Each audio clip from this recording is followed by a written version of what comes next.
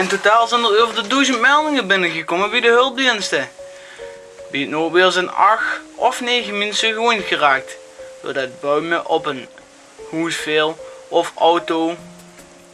1 persoon raakte gewond bij blikseminslag op de auto waarin het slachtoffer zat.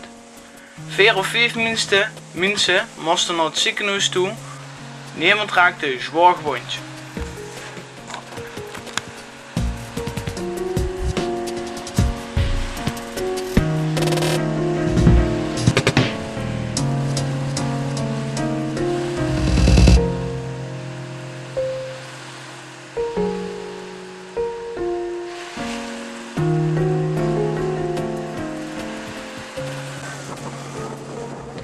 In ruil voor aanwezig werd de schade ook niet echt met. Wegen moesten afgezet worden vanwege takken en bomen die op de weg logen.